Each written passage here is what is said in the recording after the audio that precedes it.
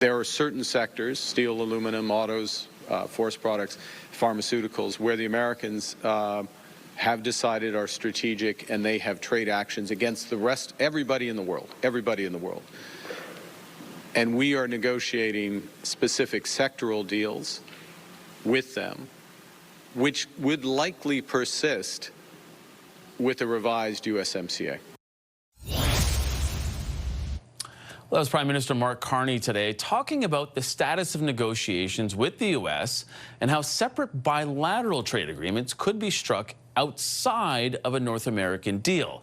It comes as the minister responsible for trade with the U.S., Dominic LeBlanc, is back from his trip to D.C. In a post on social media, LeBlanc said he had a series of public productive engagements with senior American officials. He also said the Canadian team will continue discussions, quote, with their counterparts towards trade resolutions that will bring greater certainty to both of our countries, adding he'll be back in D.C.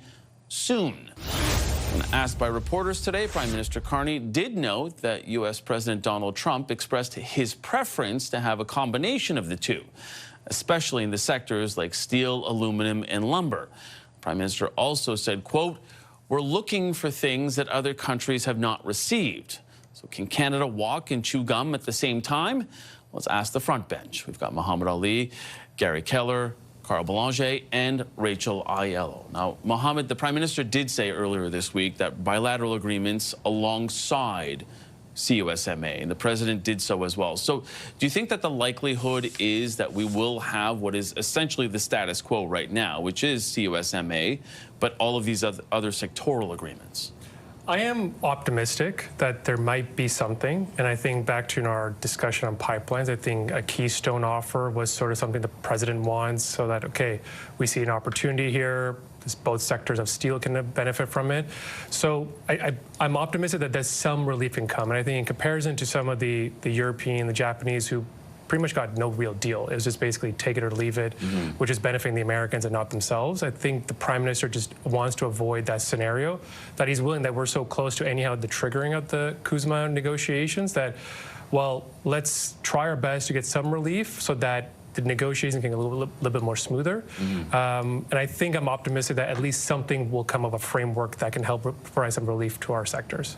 Yeah, and building on that, Gary, there seems to be an understanding that there will be a baseline tariff on certain sectors, like, you know, a lot of other allies have seen. There's a baseline tariff on a number of other countries. Do you think that that is something that Canadians will have to understand? Because it seems like the Carney government is already there, even though in an interview with Vassy Kapelos on Question Period, you know, you had Pierre Poilievre, the leader of the opposition, who said he would negotiate no tariffs at all. It seems like that's not really in the cards right now.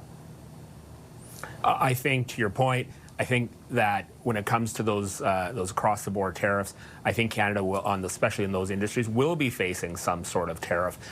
You know, Howard Lutnick made it very clear in his comments recently that any deal on certain sectors is going to be America first, Canada second. That is the approach of the administration, and that's not just been the approach of the administration to Canada, but across the board. But I think the challenge for the Carney government is going to be, when are we actually going to see some details? We hear soon, soon, soon. You know, this was a prime minister during the election campaign. He said the deepening integration of our economy with the United States, including economic and military and defense, is over. In the Oval Office, he said there's $1 trillion of investments going to the United States. You know, he said a number of things that certainly Canadians did not expect to him. So I think Canadians are going to say, okay, smart guy, when is this going to happen? And this is the challenge that Mr. Carney has with raised expectations all the way along, is when is he actually going to deliver? And I think that's going to be a challenge for him. It's been a challenge for a while, because we've heard time and time again that it's coming soon. We've heard that in May. We heard that was coming for the June 7 G8 summit. We were told it's coming in September, and now we had a meeting. August long weekend. I don't know. The thing is, I'm not as optimistic as Mohammed, and I think the president has been playing this game, President Trump, to win, and that's all he cares about. And the more deals he had and the more side deal he has, the more chances he has at winning something. And that's what he wants to do. It doesn't make sense from an economic perspective. It's actually hurting Americans. That's why they have these talks of bailouts for the agricultural industry and other industries, because it's actually hurting Americans. But it doesn't matter, because for President Trump, that's what makes it so unpredictable. It's about winning personally, for whatever it means. Yeah, and Rachel, it seems like it's that zero-sum game, because even in the Oval Office, it says, he said, look, we are in this natural business conflict. They want to build something, but we want to build it. And it's essentially like saying, no, we need all the toys. You can't play with any of them.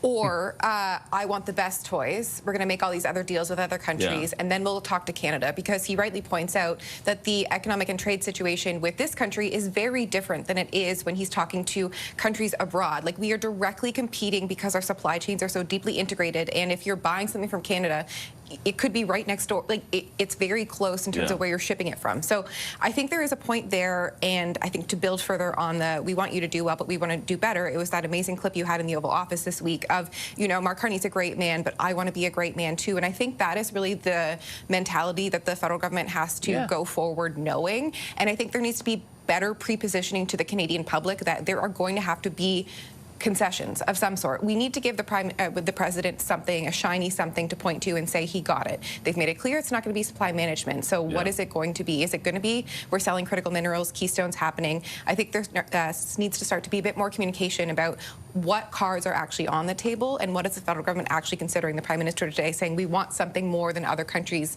have gotten. What is it? Yeah, Carl, just before I let you come in, Mohammed, I mean, Canada feels, or to Rachel's point, Canada's going to have to bring something to the table and put it on there. And I know she said supply management is, you know, that third rail that we will never touch. However, you know, do you think it's in the cards when you consider it doesn't have to be all supply management, could be more quotas on dairy and others?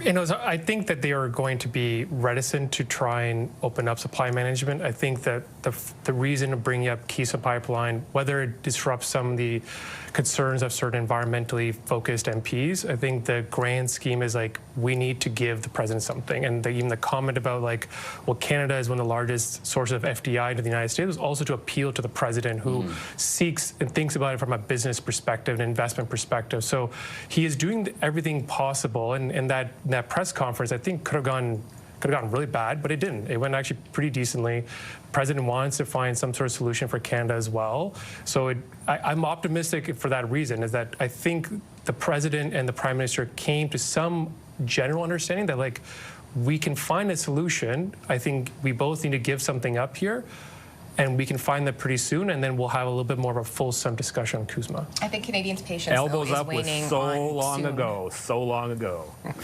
Yeah. Sorry, finish your thought, point, Rachel, and then I'll go back to I think, though, Carl. Canadians' patience is waning on soon. It's been many months now, and a lot of economy, businesses, industries are suffering, and it's just hopeful. We're hopeful. We're getting there. We're getting there. Well, Dominic LeBlanc just came back with, as far as we know, nothing. Yeah. We were talking for the 2 days coming back from the trip about him staying down there to like tie up the knots and make these deals. That hasn't happened. Yeah, and Carl, it is one of those things where you sort of look at it, and it's like U.S. President Donald Trump said he could end the Ukraine war in a day. And it sounded like we were going to get this USMCA renegotiation or CUSMA renegotiation very quickly. But I would note that over your shoulder is the province of Quebec. And when we talk about supply management, pipelines, and all of that kind of things, those are all touchy subjects in that province. And do you think that, you know, part of this, and, you know, one would have to think that part of this is trying to make sure that it's palatable to every province, especially where they have a lot of votes? Well, and especially when you have a very nationalist government that just tabled the constitution in Quebec, trying to build on Quebec nationalism, and a Parti Québécois who's on the brink of coming back into power. So, yeah, you don't want to give more fuel to that separatism fire that does still, you know, exist in Quebec. And this is the danger for Mark Carney. The Prime Minister, you know, is under tremendous pressure to get to some kind of deal to put an end to this trade war, because he promised he would do that during the campaign, and he has not delivered so far. So now the risk is, you know, picking winners and losers and letting go of some of the principles, including supply management. All parties agree in the House. They adopted a law to protect supply management and to say no more concessions. But we've heard that song before. And we've heard it with Donald Trump, actually, and concessions have happened. So there lies the danger. And Prime Minister Carney, you know, if he makes a deal, the question he has to ask himself is like, is no deal better than any deal? And what price will he pay for that? Gary, you get the last 20 seconds. Yeah, and I think this is the challenge. They haven't really created a narrative about very much about what the government is doing. They just throw things out there. And this is the key area where they won the election, was this elbows up approach. Well, this is a very different approach, and it fostered a lot of Canadian nationalism. Will he be able to survive through this with a very different elbows down approach? Time will tell. Okay, we're going to have to leave it right there. Gary Keller, Carl Belanger, Muhammad Ali, and Rachel Aiello, thank you all for being here. Happy Thanksgiving to all of you as well.